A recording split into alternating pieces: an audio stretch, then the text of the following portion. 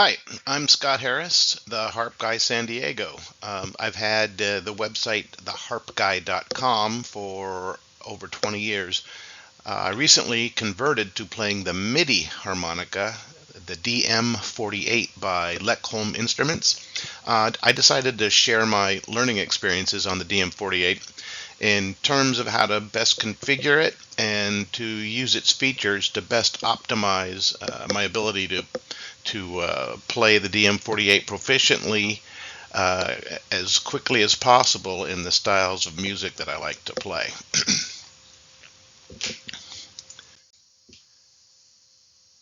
So some of my history of learning the diatonic harmonica. I initially was a guitar player. I played lead, rhythm, and classical guitar in the 1970s and 1980s. I minored in music theory in college in the 1970s. I have a computer science degree, but I played a lot of music while I was in school. I had a home recording studio after I left college in the 80s. I started teaching myself the harmonica in the mid-1990s. I had a young family then, was working full-time. I didn't really have a lot of time to play the guitar, and I was able to practice the harmonica in my 45-minute commute both ways. So I got about an hour and a half of practice, and I did that for about 10 years. Totaled about 3,000 hours. I got pretty good. So I played mostly by ear. I didn't really apply the music theory I learned in college to my guitar playing, and so I adopted the same approach to learning the diatonic harp. So eventually, the built-in musical limitations of the diatonic harp forced me to think about the harp with music theory in mind. Diatonic harps are tuned to a specific major key, also called the Ionian mode, which we'll talk about more soon. In order to play in multiple keys, then you need to carry multiple harmonicas. You can reduce the number of harmonicas that you carry by learning multiple positions on the harmonica, and we'll cover that, and also by learning to play notes that are not built in to the diatonic harmonica. So a little bit about music theory. There are many websites and videos available online that extensively present music theory. Much more professionally done by professional musicians and much more fancy graphics and whatnot. But the reason I'm presenting my own very basic and consolidated version of music theory is to explain it as it relates to the diatonic harmonica, and then I dovetail into the DM48. So I present this content as if you know very little, if anything, about music theory. I do understand how to apply basic music theory to playing the harp effectively. And this level of understanding is mostly focused on melodic music theory. I do cover some harmonic theory, but mostly just to expose the topics. So, if you're looking for a quick and dirty harmonica-focused music theory, here it is.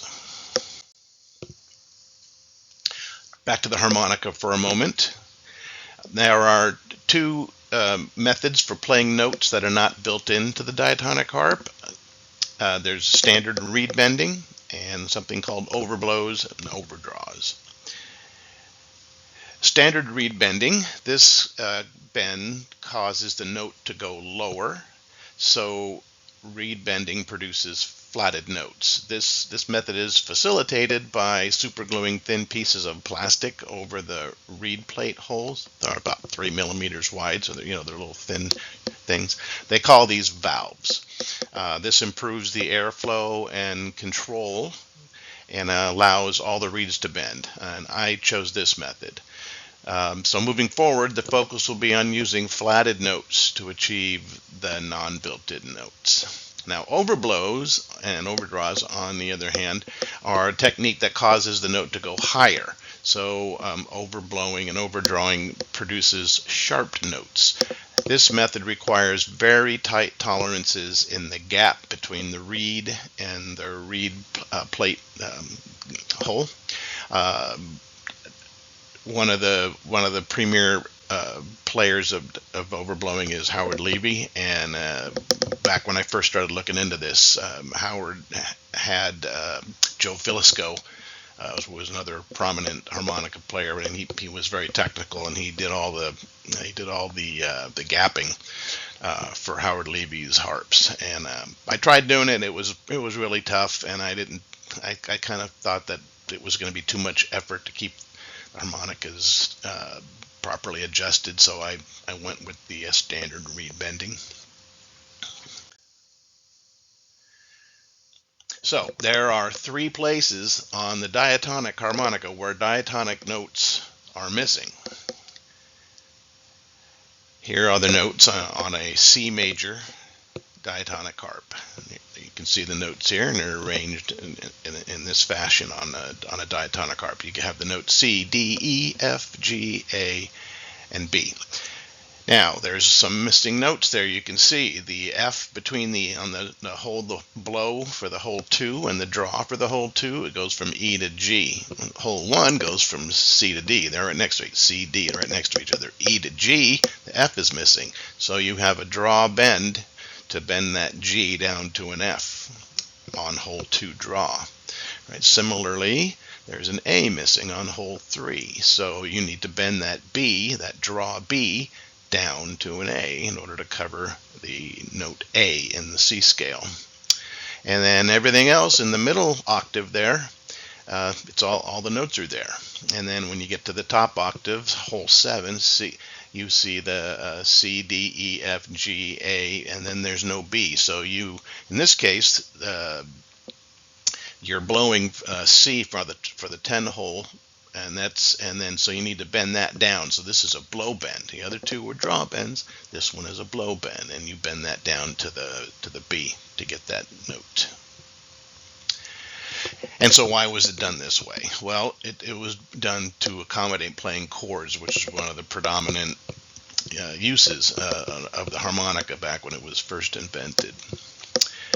So as a result, 2 reed bends are required to play all the diatonic notes in the lower octave, right, that F and that A, and then 1 reed bend is required to play all the diatonic notes in the upper octave register of the diatonic harp.